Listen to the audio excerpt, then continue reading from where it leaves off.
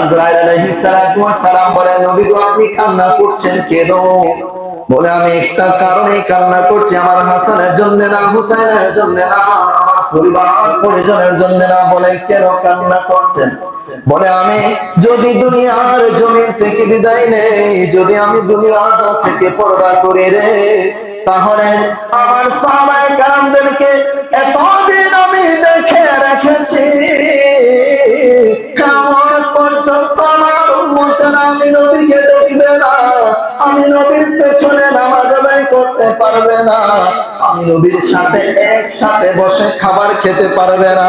ওই মুহূর্তে আমার উম্মতেরা একটি ফিতনার মধ্যে পড়ে যাবে।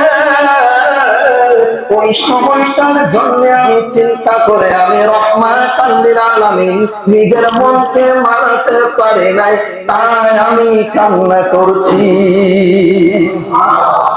গুনাহগার উম্মতের কথা চিন্তা করছেন, তখন আল্লাহ রাব্বুল আলামিন জিবরাইলকে বলে, জিবরাইল তুমি বলে দাও, ইয়া রাসূলুল্লাহ ওয়া হাবিব, আমি আপনার সাথে ওয়াদা দিলাম, আপনার উম্মত যদি 5 ওয়াক্ত নামাজ সঠিকভাবে আদায় করে, রোজা রাখে, নিসাব পরিমাণ হলে যাকাত দেয় এবং হজ করে, আমি আপনার সাথে কথা দিলাম,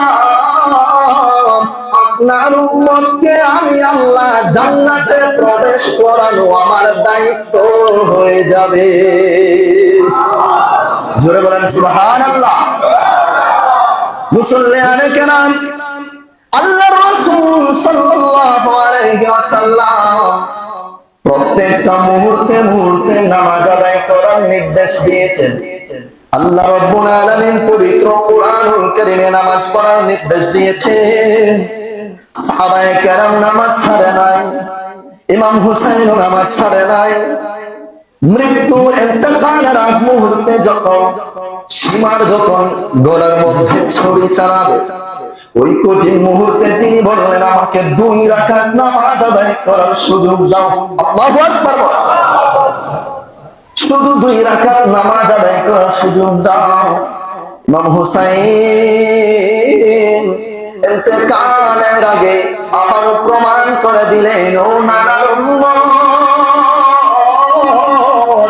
যত যাই হয়ে যাক না কেন, মৃত্যু হয়ে গেলেও, মৃত্যু শয্যায় পড়ে গেলেও আল্লাহর হুকুম নামাজ ছাড়া যাবে না। ছাড়া যাবে?